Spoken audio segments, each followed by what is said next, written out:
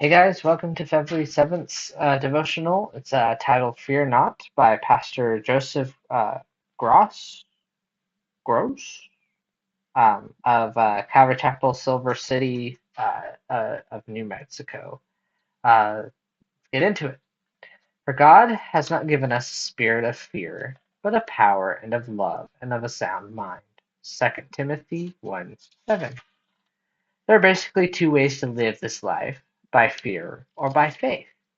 The life lived in fear is really suffocating because everything fearful people do and think is motivated by fear.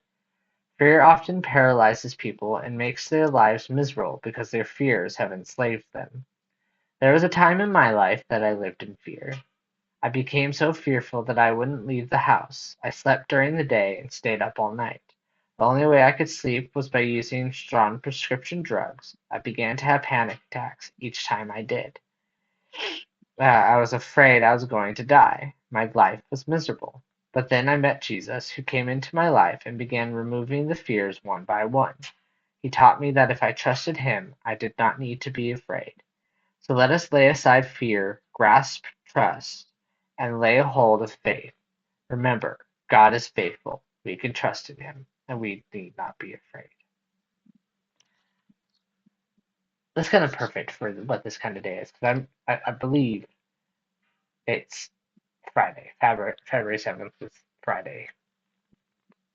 And going into this weekend um, is going to this weekend trusting God, not being afraid of what you're going to say, what you're going to do.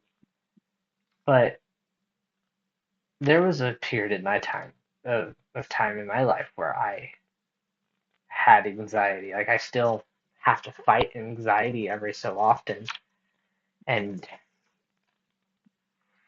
and just trusting God. And that's the only way. Is when you are afraid of something, it's like you have to go to the Word of God. You have to trust Him. You have to rely on Him. There's a sermon that I was listening to the other day. It was titled uh, "Limping." Here, let me look it up real quick. Uh, it's on Spotify. If you go to Get Fed Today,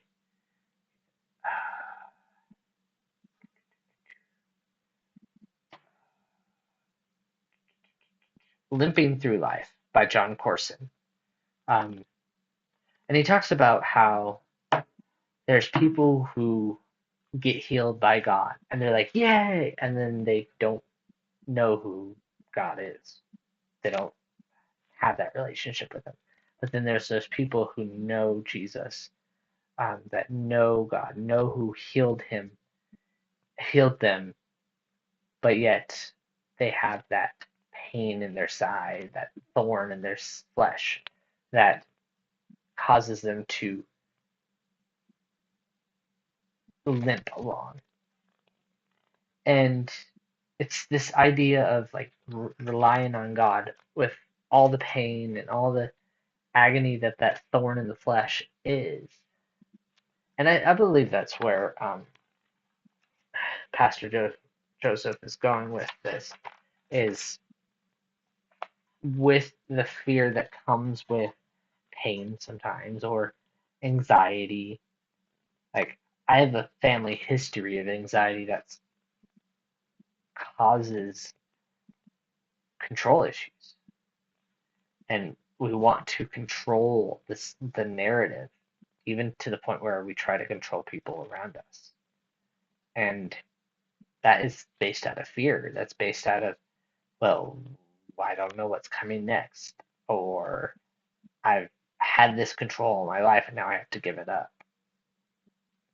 And allowing God,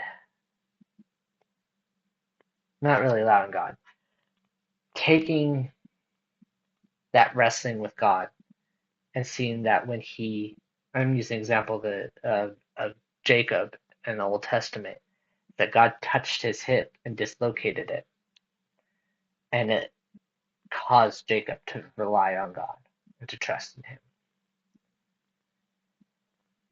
And like when you have anxiety and you have fear and you let it control you and you try to grasp control back, you are wrestling with God.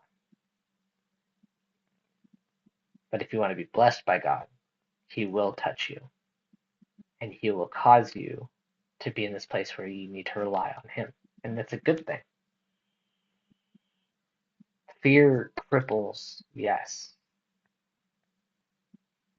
but God uses that. Joseph in the Old Testament, in Genesis, would say, what you meant for evil, God has turned for good. Jeremiah would say, the thoughts that I have for you, and I'm going to probably paraphrase this and kind of mess it up a little bit, and I apologize ahead of time. The thoughts I have for you are good to give you a future and a hope, which is probably mixing two Bible verses together, still from Jeremiah. But the point is that God doesn't leave you crippled. He takes that and he uses it as the most powerful weapon, the powerful testimony, a powerful witness to what he can do through your life. And I believe that's where Pastor Joseph is going with this, is that it's grasping on that trust and laying a hold of faith, as he says at the end of this. And God has never proved himself unfaithful. So you all have a good weekend. I'll see you all on Monday. Bye.